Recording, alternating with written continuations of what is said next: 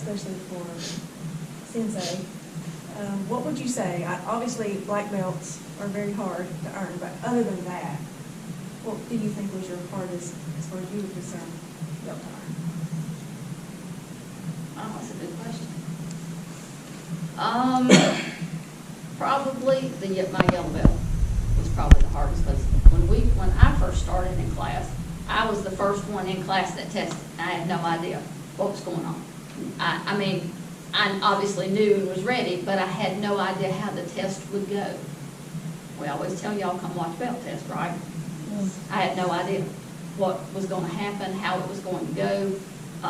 You've never seen a belt test? I'd never seen one. Didn't have a clue. I mean, I was blind, in other words, as far as belt test goes. That was probably my hardest. You can go next. This is going to sound very arrogant, and it's not meant to be. But the only belt test that was hard for me was black belt. So I didn't find any other belt tests. I mean, maybe when I was 13, I was nervous, but I just don't remember. I've been hit in the head so much by him, I don't remember that far back. I was usually in great shape, fairly talented, so I didn't find them very hard. The hardest part for me actually is not, once I get going on the floor and I'm doing it, that's easy. It's actually the beginning reporting of things that's the toughest part. Once I'm done with that, everything else is clear sailing. And that's kind of funny being someone who was a college professor for 5 years talking in front of people with no problem.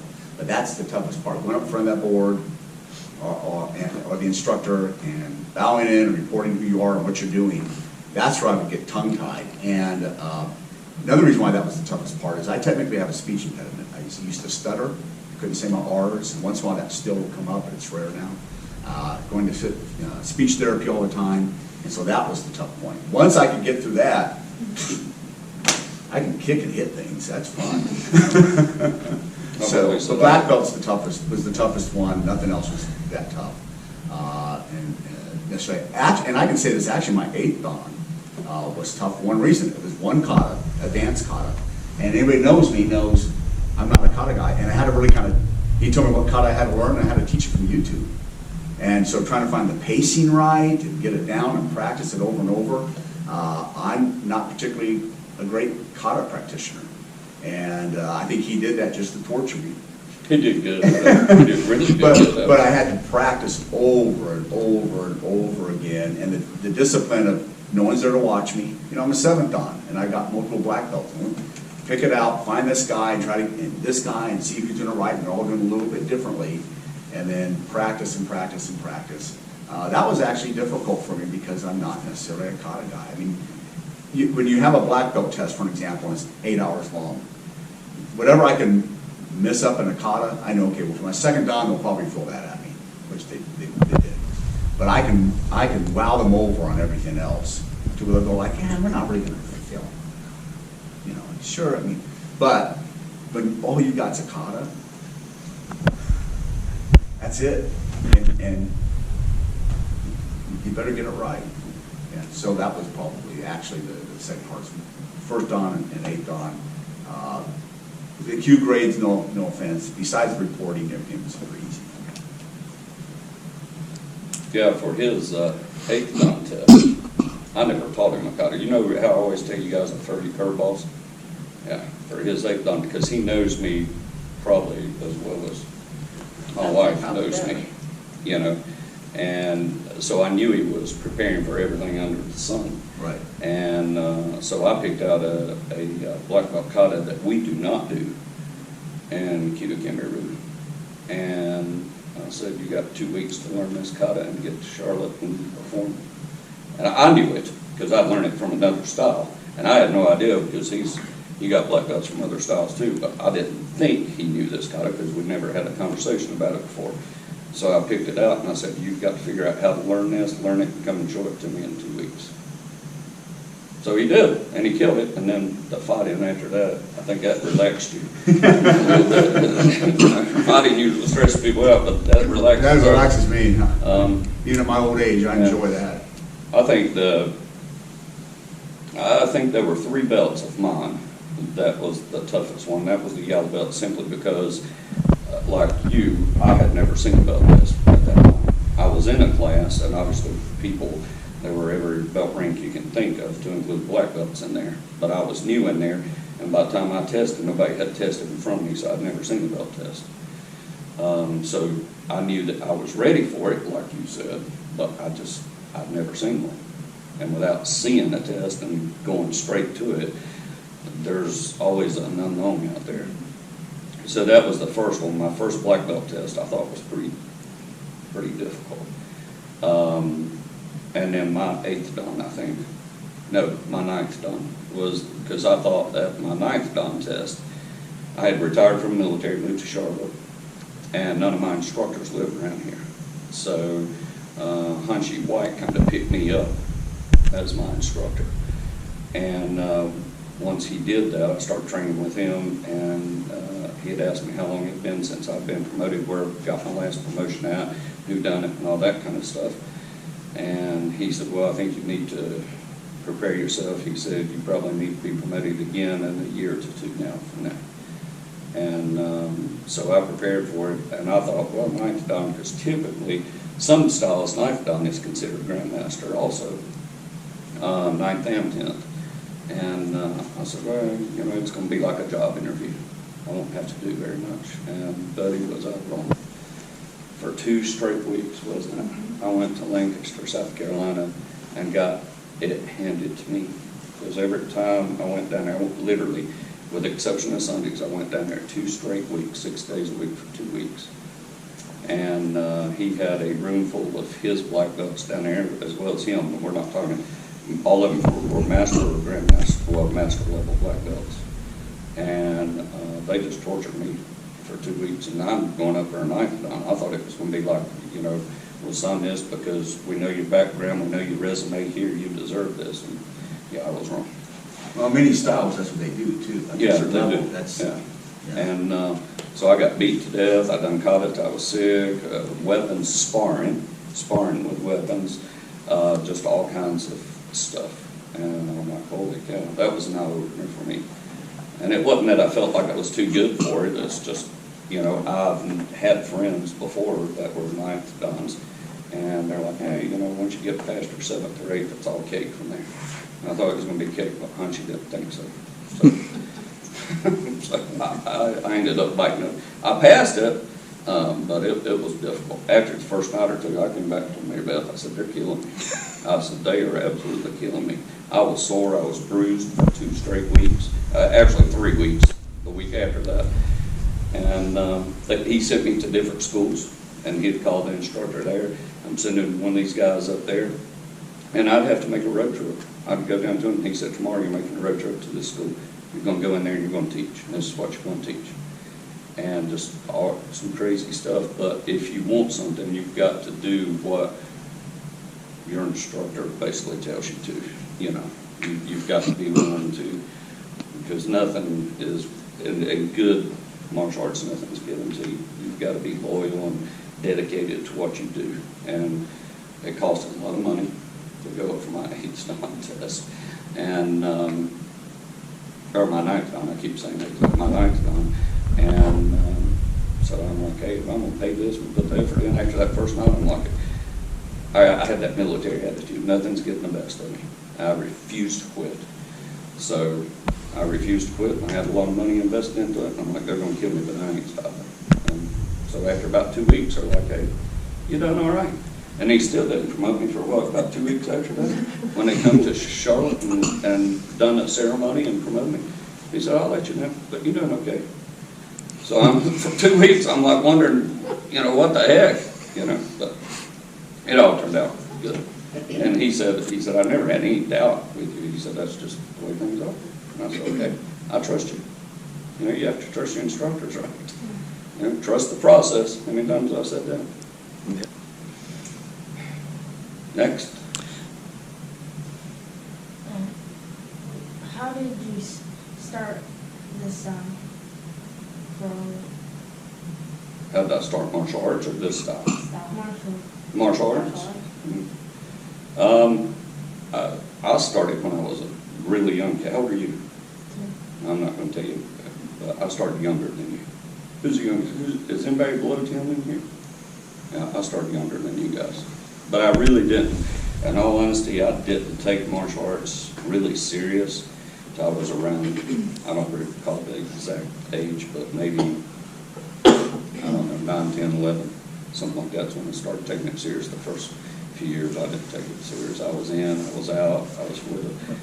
My family was really poor. I was raised on a farm, so farm life came first. School life and church and stuff always come first.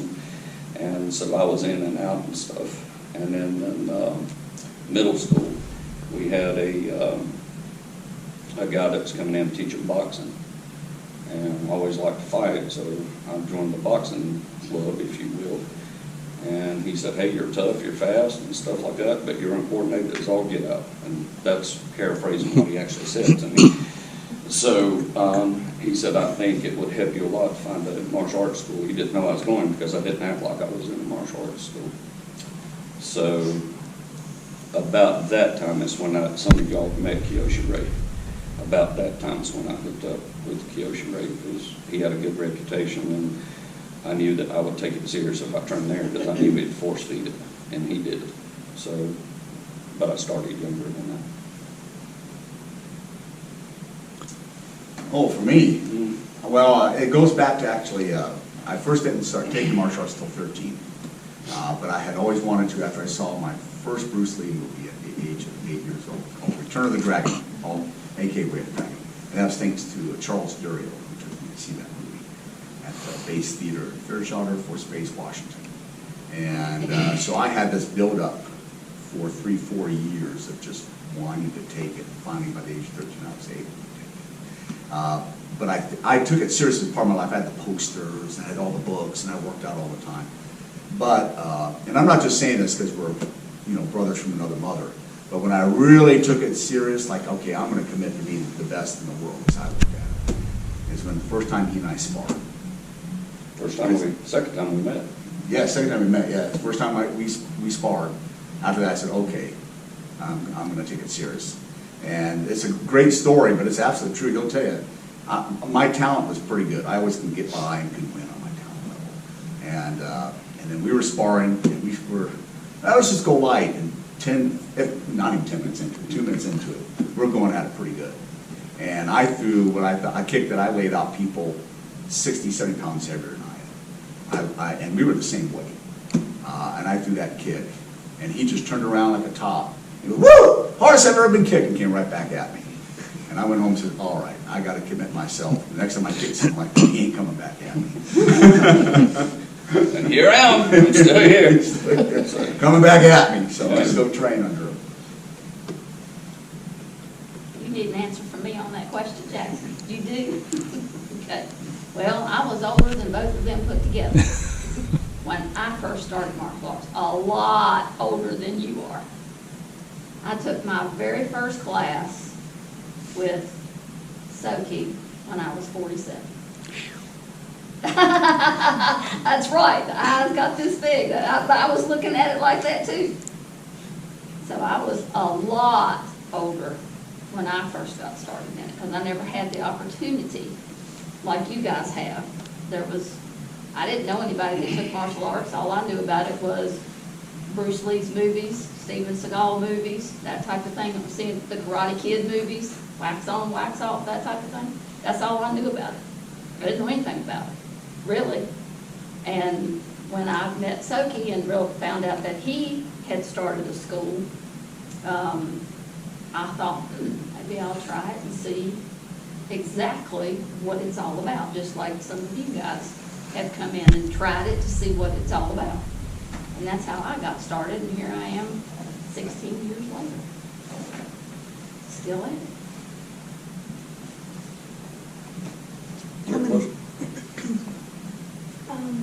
This is a question for all of you. Why did you guys start martial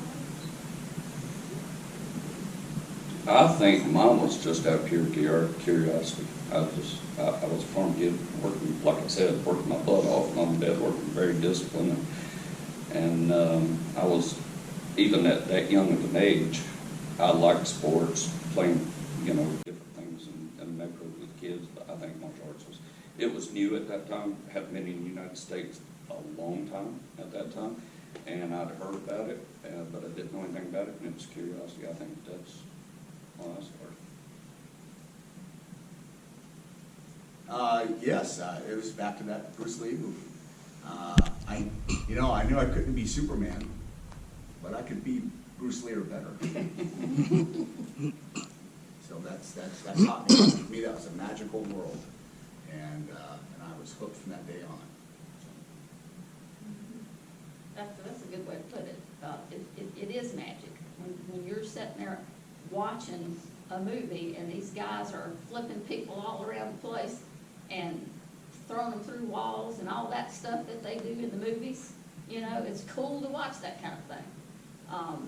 But it's Hollywood. It is Hollywood, and it's different in here, isn't it? It's way different than what you see on TV. But I think too, Eli, that I was curious as well to see if what I saw on TV, what I saw people do, was really, truly the way things happen, the way things come about, if you will. Now, we all know that in the movies, some of it is. You have choreographed scenes that people walk through their fight scenes and things like that to make sure nobody gets hurt, all that stuff. Even if they know martial arts, a lot of people do that. So I was interested to find out what about martial arts was the real thing.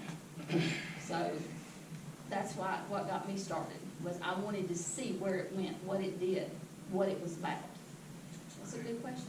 She was chasing me, just kidding. How many styles of karate are each of you trained in? I'm only Are trained we- in 2 so far. Are we trained in or got black belts in? Both. Yeah, that. I have a 4th Dan here in Kidokumeru, and then I have a black belt in Okinawa Tae. So I've only gotten to 2 so far. If you look at it that way, those are the only 2 styles I've really studied. I have probably trained in 40 different ones, because during my 24 years in the military,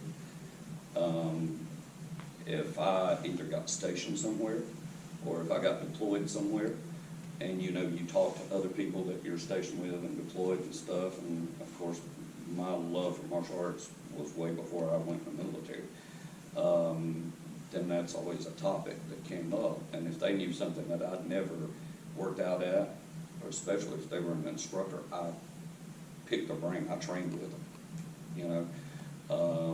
and stuff like that. And even before I went in the military, the instructors I was with was just the same way as I am as a school. If you can go to another school and train with them, or they come to your school, that benefits everybody, as long as it's a legitimate school. But there's 9 that I just counted up that I've got at least a 1st degree black belt in. 9 different ones. And that's good and bad. There's pros and cons to that. There's a lot to be said about be dedicated, and I am dedicated to one style, and that's this. But there's a lot to be said. If you dedicate specifically to one style all your life, or maybe, and go to seminars with where other people's teaching different things, but you're dedicated to one style, you're going to progress quicker and get better in that style and go up the ladder. And but being in the military and being deployed and on the go for 24 years, I didn't have that luxury, because where I got started over in Mockville under Kyoshi Ray, when I went in the military, I've never lived there again. So I didn't have the luxury of staying with him the entire time. So. Right, if you speak about all the different martial arts styles, I've had seminars or classes for a short period of time or a longer period of time. I lost count at 12. There may be a few others. If you count black belts, 4 black belts. So I have 4 black belts. And I've been in, if you count ones I've been the most active in, I've probably been the most active in Kyoshi. Since studying under Soke, all the way to this very day, I'm still here. So I've been active with the Kyoshi Ryu the entire time. And had a blast doing it. I lose my memory because of it, but I've had a blast doing it. You can tell he's a big BSer. I will say this, and I don't know if how many of y'all may know this, but Kyoshi Herfurth is the next highest ranked one in the style under me. So if I were to quit or lay it down, or heaven forbid, if I were to get killed or die or whatever, he takes it over. And whoever the rank in black belt is of the style, wherever they live and teach at, that's where the Dojo or the headquarters of that style goes. So he's the next in line to take this if something were to happen to me, or if I'd be like, okay, I've had enough. I don't even want to be a figurehead no more. Then he would run. He actually, me and him does it together anyway. Yeah, he's very generous to me. He calls me up and Yeah. gets my opinion. Yeah. And as far as active instructors that are out there, she's the next highest ranking one. I've promoted a couple that same rank and higher in this style. I've sat on boards and promoted all kinds of black belts of different, because when you convene a black belt board, more often than not, you don't get black belts just within that style. You'll get them from different styles to come in to give you a different perspective how they thought the black belt test went and stuff. But you usually try and stay in the same, what's the word I'm looking at? If we're Japanese style, we try to only invite Japanese instructors or Okinawan instructors. We won't invite like Kung Fu styles to come in and look at us, Chinese type. Or we typically don't invite Korean styles to come in. It's only Japanese or Okinawan and stuff like that. But active instructors in this style that is currently still teaching, she's the third one. And that's something that's just always, we talked about that today, it's always baffled me. Why would you even get your first degree black belt and quit? And I've had people that wrote it to 4th and 5th degree black belts and quit, 3rd degrees it's quit, 2nd degrees it's quit. And they don't quit for any good reason.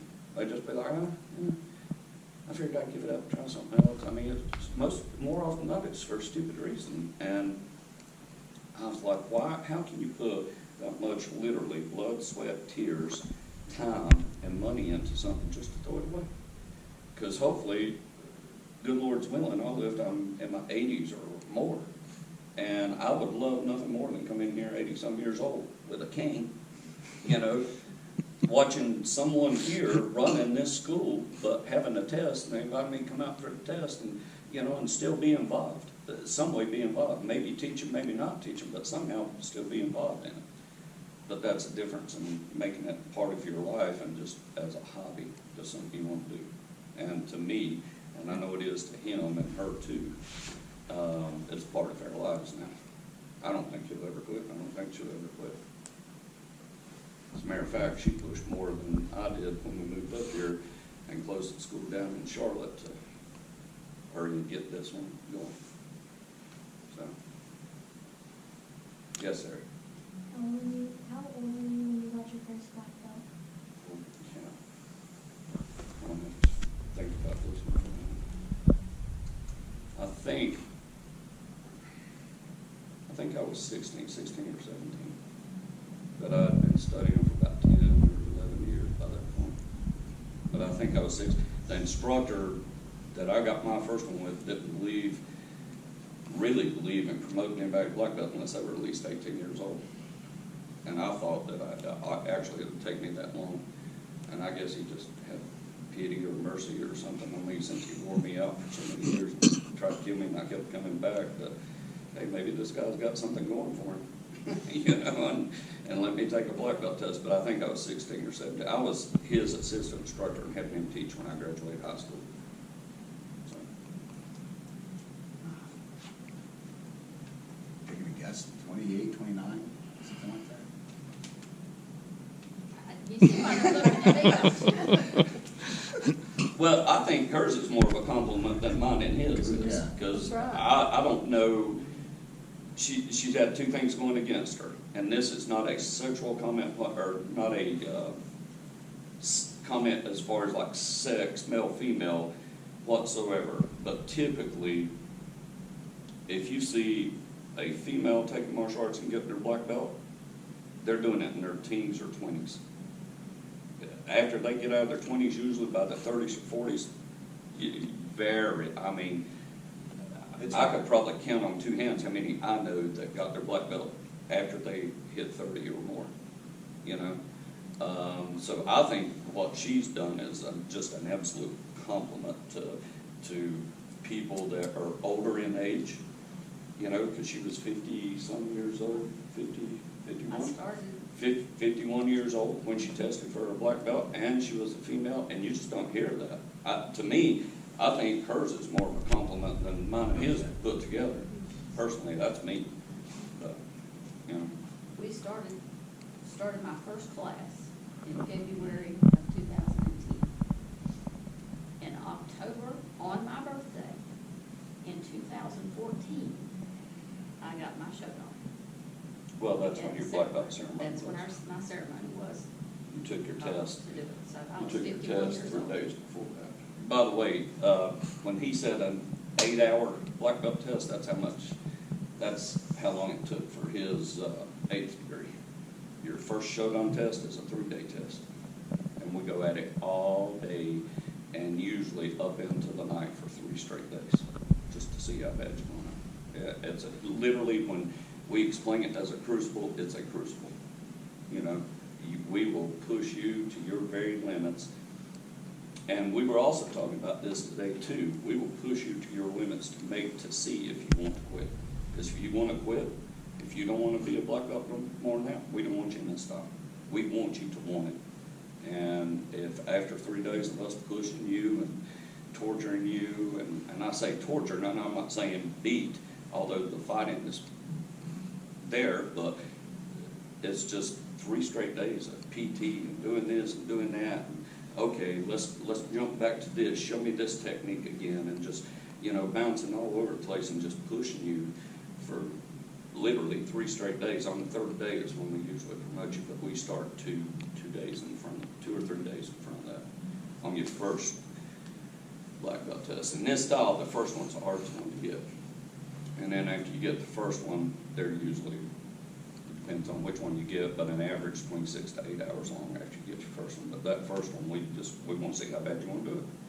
Because if you don't want to do it bad, and if you're not going to be dedicated, then we don't want you being an instructor out there. Because you guys want a dedicated instructor, right?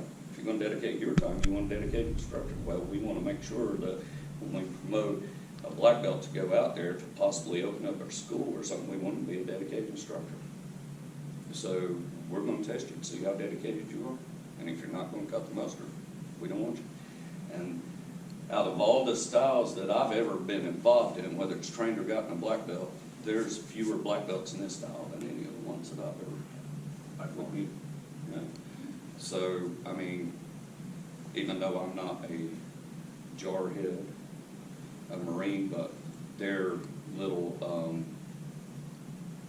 motto, I guess, the few, the proud, we can kind of go with that. We're the few, the proud. We're probably the smallest and got the fewer black belt instructors of any style you'll find out there.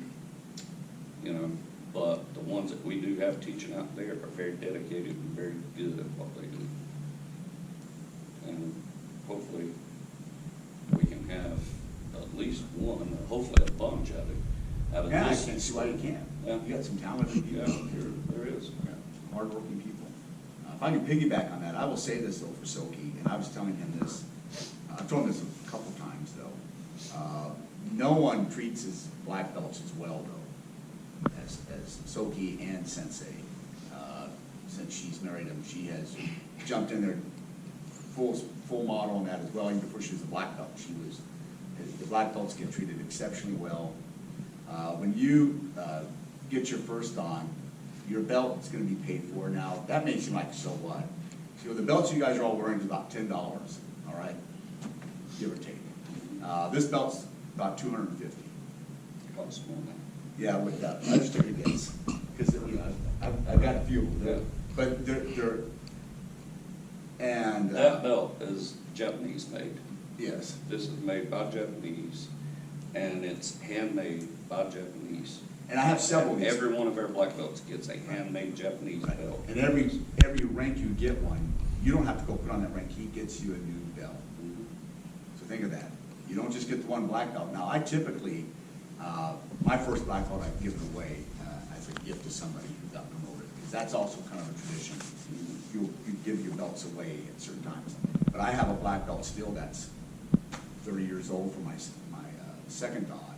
I still wear it because I like, when I'm training, it gets sweaty and get beat up. I wear this one more when I'm visiting or at belt promotions. Soke comes down, because it means so much to me. I think it was my latest belt. Because, I mean, the money he puts into it, that's a lot. That's not going to happen in most dojos. I'll tell you that right now. You'll go buy your own belt and get it made like that, is what will happen. You'll get a samurai sword, you'll get a hakama, and you'll get a whole ceremony dedicated just to you, for your family and everybody to see. You get a new gi top, not to mention the certificates are very nice that he gets. I can tell you right now, he's put more money into you at that ceremony and more time than you put in paying for that belt test.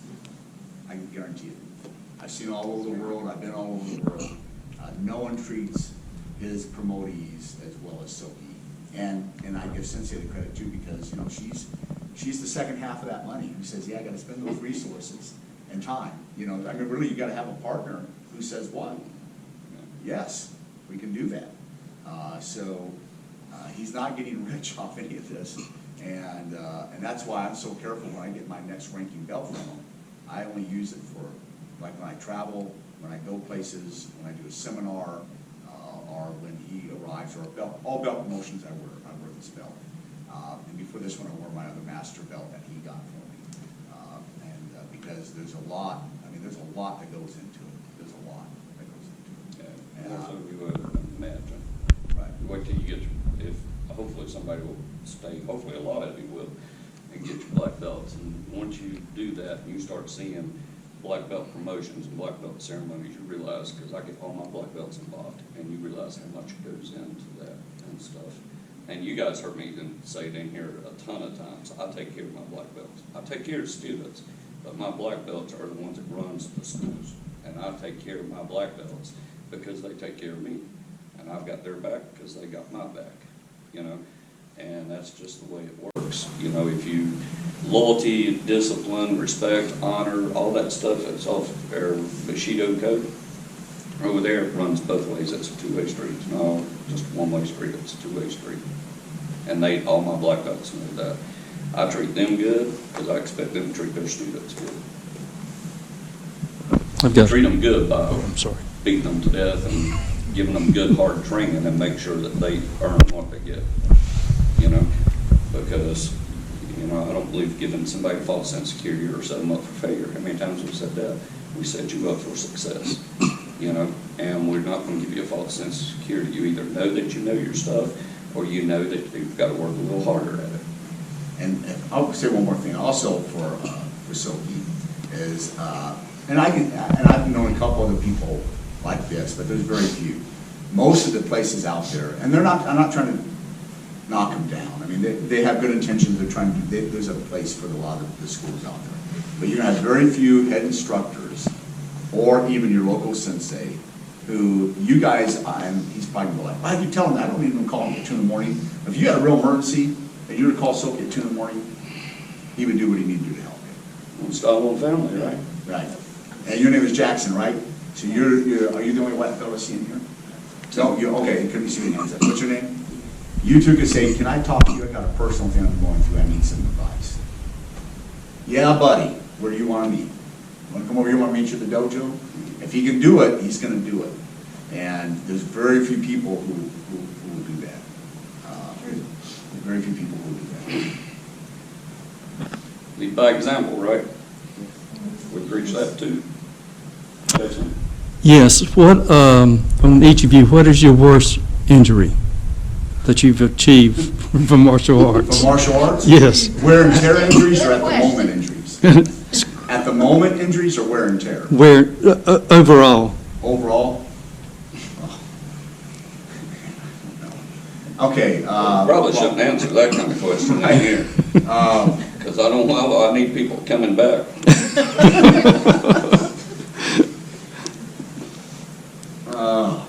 You can go first. Yeah, you go first. We got at least Both of us used to like full contact kickboxing. It's so hard. We've had some injuries. I've had, yes. Well, I've had a few, nothing major, I guess you could say. I have broken both of my insteps multiple times. Kicking, different things. Broke these two knuckles, punching Soke in the chest because I didn't hit him exactly right, which two knuckles are we supposed to use? The front two, and my punch went awry. So I've broken a couple of knuckles and took a blue belt test, a 5-hour blue belt test with a broken foot. Didn't know it until after it was all over with, and I couldn't walk on it. So a couple things, not too bad, but a couple things. I want to say probably the worst one I had, and I was fighting full contact kickboxing at the time, but it wasn't a full contact kickboxing match. It was just a sparring match getting ready for a fight. And when I left, and I didn't know it at the time, I had a good idea that something wasn't right, but I didn't know it at the time. But when I left and went home, the adrenaline comes down and you start hurting worse. And I went to the doctor and I had a broken right jaw and a broken nose. And I didn't know it. I just thought that I had took some hard licks during the match that night. But at that time also, we didn't wear headgear. I don't think our school even had headgear. I mean, this was years ago. I don't think it was so, I don't even know if they had headgear. If they did, we didn't use it, So I think that was probably, at one given time, the worst that I had. Right, if I'm going in one given time, it's really, it's two injuries. They end up being almost right by each other, and one's with Soke, and one's with a guy named George. He's a American-Japanese martial artist. That was my last so-called fight. Soke ended up with a spinning back kick. We were sparring in the dojo. I wasn't going to take offense to this because it shows how stupid I was. I was more worried about his hands and his kicking, because he used to hit me like crazy. And he slipped into a spinning back kick, and I would go to the doctor about 3 days later, and it was broken. And that's when we were sparring. Yeah, and it was broken. Mount Pinatubo, I think it had just blown up. That's why we were getting together, and I was out. Anybody broken a rib before? There's no karate practice. You're just trying to breathe and not hurt. When you have more than one. Yeah, and that one hurt, and he got me that spinning back kick, and I was like, I knew something was wrong right away. You can tell, but I kept fighting. I didn't say, "Oh," I kept fighting, and then you get back, you're like, "Oh man, something's wrong. This is not good." And I think I waited 2 or 3 days to go to the doctor.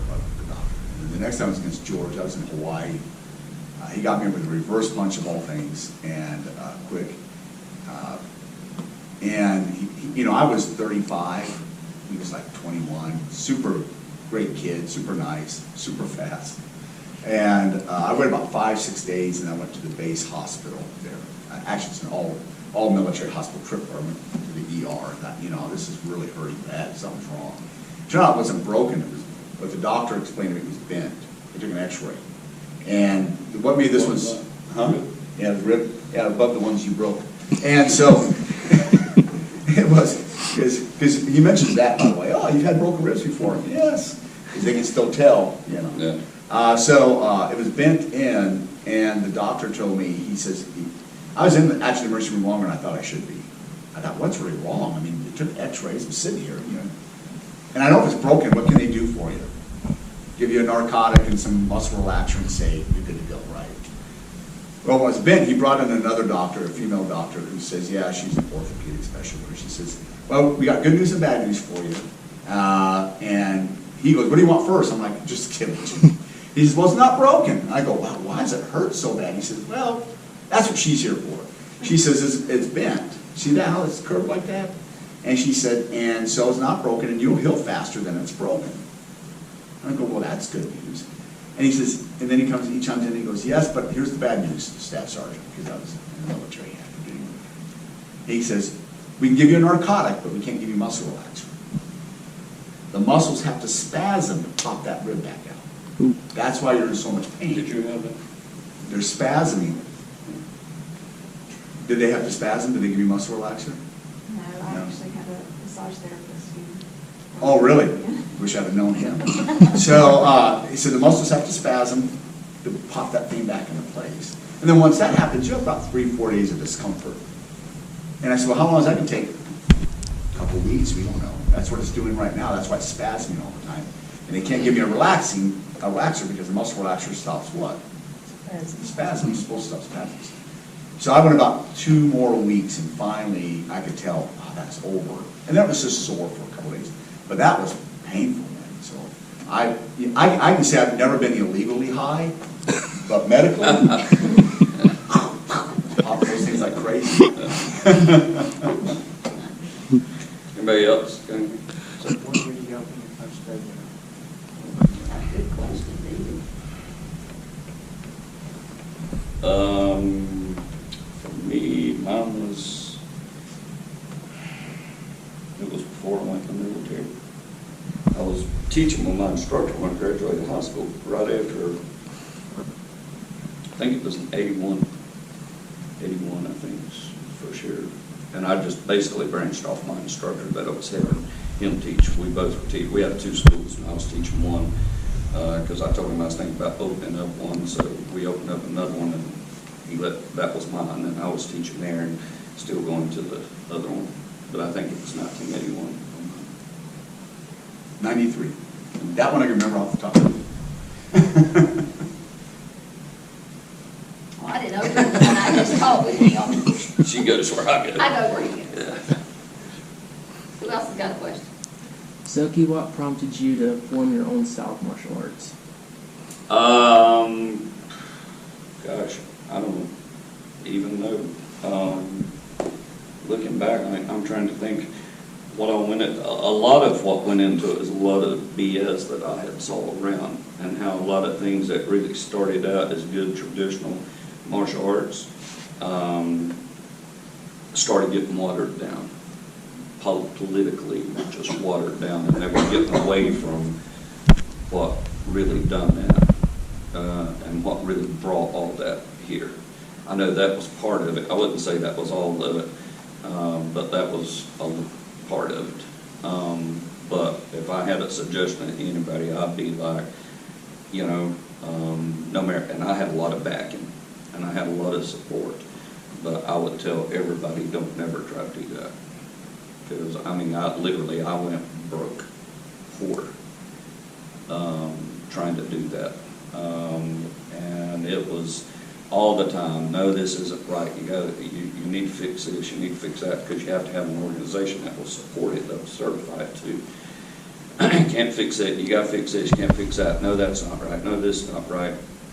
So you have a lot of big wigs in martial arts, because you have got to get the support behind it, and then the money that goes into it, the time, the support, the networking, but more than anything else was money. I literally went broke trying to get it done. I didn't have hardly a cent to my name. When I say I went broke, I went broke. I lived like a dog, pretty much. But once I got so deep into it, trying to get it done, I'm like, well, I'm not throwing this money away. But at one point, probably a couple points, it felt like, hey, it's time to, just know when to say when and quit, and don't put no more money into it, because it felt like it was an eternal black hole that I was falling in. And I had some support that people said, hey, just keep pushing, just keep going. You can get it done. You've got enough training. You've had enough training, in a lot of different places, some good instructors. You can get this done. And we support you. And I had a lot of political support and a lot of other kinds of support coming in. People, actually monetary support too, trying, they thought it was a good idea. And I finally got it to the point. But it's, man, I'm telling you, if I had it to do over again, I would do it. I love this style of everything it's about, because obviously where it started and stuff like that, but the sacrifices that I had to make to put in, I would never recoup well, I won't say that, because every time I promote, it doesn't even have to be black belt, it can be you guys, then, you know, I'm recouping some of what I put in, because it feels like now something, I'm getting to see fruits of my labor, if you will, come about. But I wouldn't recommend it to nobody. I don't know how people, unless you start out filthy rich and Bruce Lee and know everything in the world. I didn't realize hardly, or I thought how stupid that I was in martial arts. I thought I was smart, and everybody else was like, oh man, you're smart, you've had good training, you know a lot, just keep with it, keep pushing, you know, we'll get some support behind you and stuff like that. But I keep telling myself, if I was smart, because I feel stupid. If I was smart, why am I going through all this? But, you know, I mean, it is what it is, and I'm proud of it now, but my gosh, the sacrifices was crazy. It was absolutely crazy. For each belt, you learn something different or specific to that belt. So for green belt, you learn spin kicks. For your purple belt, you learn self-defense. And this goes for all of you. Which belt was your favorite to train for? Or which belt stood out to you? I think there were probably two for me. And one of them was my Shogun. Because the jump from that last brown belt to the Shogun, I thought maybe not all well, it was technical. Maybe not like a lot of different other techniques, but just the jump. You know how we have different levels, the jump from one level, the jump from that last brown belt to that black belt, especially whenever I got my first one, and the instructor I had was crazy. So, and he was big on maturity. There's one that didn't believe in promoting them unless you're at least 18. You know, and I don't think nobody's mature enough to take a friggin' black belt test, you know, until yet. And I'm like, what's wrong with the mental number of 18? What makes that mature? You know, I know a lot of immature 18, 19, 20-year-olds, you know.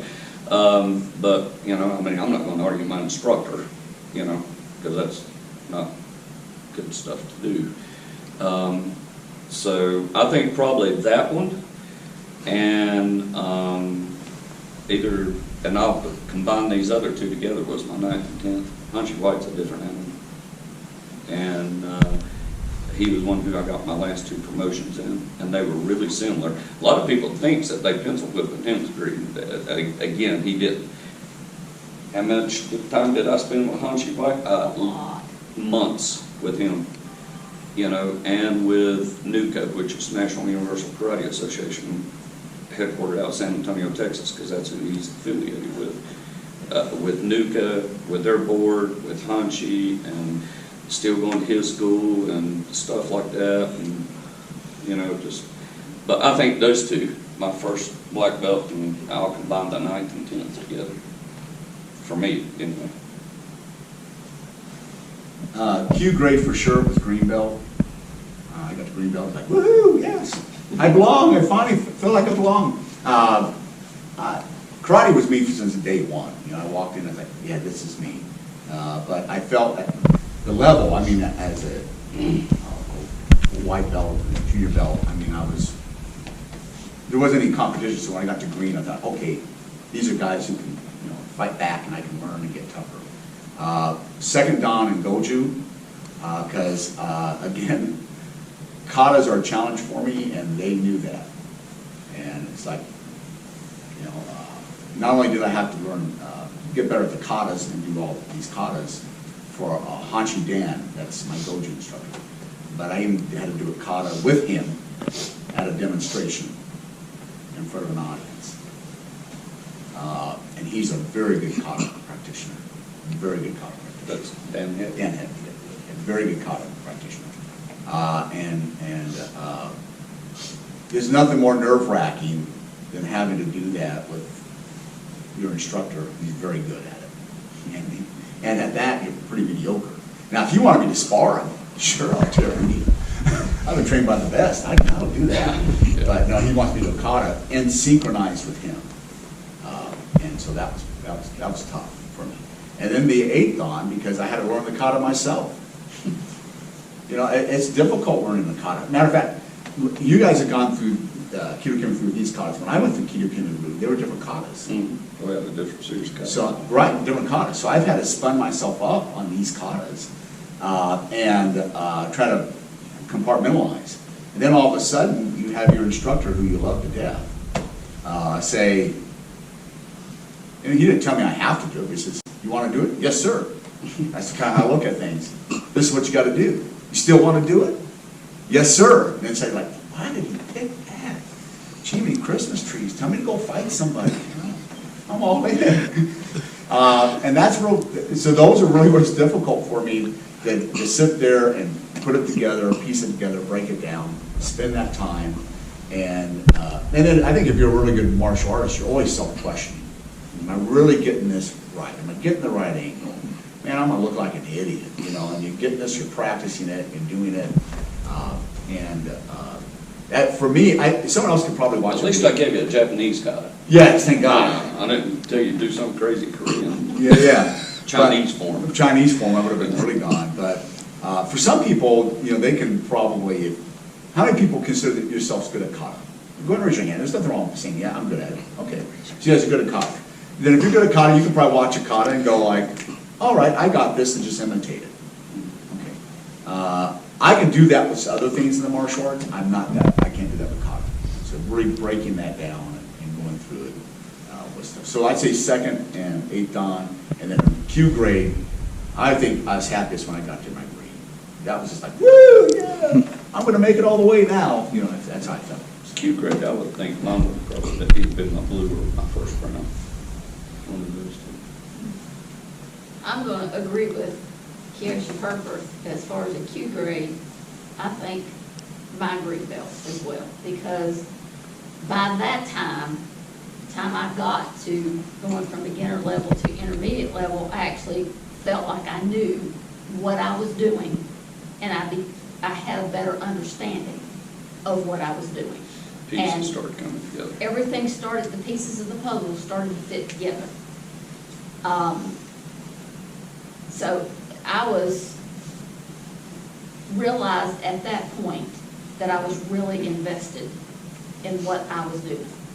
Because I'm gonna be honest with you, up to that point, I was like, wow, I don't know about this. I mean, I questioned every belt up to that green belt. But after I got promoted to green, then I began to realize that the pieces of the puzzle started to fit together. And I was like, oh, now I have just a little better understanding of what's going on. But you started competing as an orange belt. I did. I started competition as an orange belt. That's when you first started competing. So, and I enjoyed that part. I enjoyed that part a lot. The competition, you know, in going to tournaments, that type of thing, in kata. But the pieces of everything that I was trying to learn, you know, we had questions back then too, just like y'all have to answer questions. We had to answer questions. We had to do PT. Y'all have to do PT. The knowledge part that you have floating around up here began to flow together with what I was actually learning as far as techniques go, as far as kata goes, that type of thing. So I really started to feel like I really felt like I knew something, or was beginning to know something at that point. Obviously, my Shodan, I mean, it was a lot. It was hard. It was very hard. I won't lie to you. It was one of the hardest things I've ever done in my entire life. And after it was over with, I was thinking, you know, I survived it. You know, I did it. I survived it. I think you could care less when you got the belt. It didn't matter. Just give me the title. That's all, you know. But the belt that I think I enjoyed so far, the 2 belts I think I've enjoyed so far, have been testing for my 3rd dan. Because I worked hard at that test. I put a lot of time into what was required to do, and actually made sure that I was focused on what was asked of me to do. Because I do I had to do a laundry list of stuff. And I remember feeling so proud of myself because I did really, truly hone in and focus on what I was given to do, and was able to do it to the best of my ability. And I really felt that way after it was over with. Kyoshi Herfurth promoted me to my 4th dan, which I was going to promote my last. he was not. He did not promote me, so I actually wore my 3rd dan belt for a total of about 5 minutes. Low battery.